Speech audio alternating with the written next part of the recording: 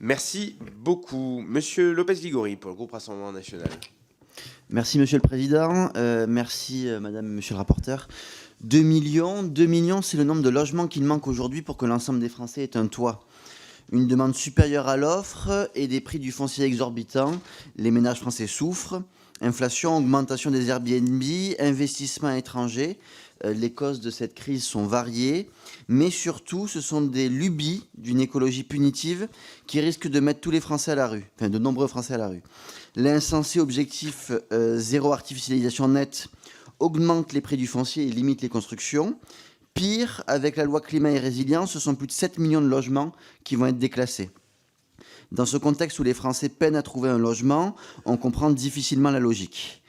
Dans ma circonscription de l'Hérault, cette crise s'aggrave de jour en jour. À 7, la multiplication des résidences secondaires, amplifiée par des investissements étrangers et la hausse du nombre de Airbnb, sont intenables et participent à la diminution du parc de logements.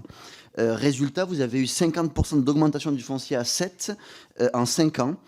Les jeunes ménages ne peuvent plus s'installer et sont contraints à l'exode. Le seul outil donné aux communes pour contrer ce phénomène, c'est l'augmentation de la taxe d'habitation sur les résidences secondaires. À 7, elle atteint 60%, le taux le plus haut de France.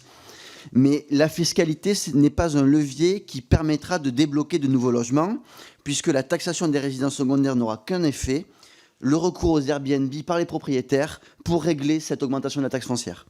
Taxe d'habitation, pardon. La tension du marché du logement n'en sera finalement que renforcée.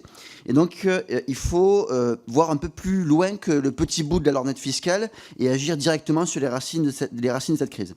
Donc, sortons de l'objectif insensé zéro artificialisation et de la logique d'une écologie punitive. Donnons plus de temps à nos concitoyens pour rénover leur logement et inspirons-nous de nos voisins européens. J'ai plusieurs exemples sur les investissements étrangers. Par exemple, le Danemark qui a voté une loi interdisant aux étrangers d'acheter une résidence secondaire dans leur pays. Vous avez aussi à Barcelone, pour lutter contre les plateformes Airbnb, la ville a rendu illégal pour un particulier de mettre une chambre en location pour une durée de moins d'1 mois.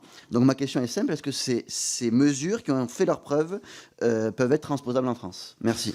Merci beaucoup, monsieur Roland.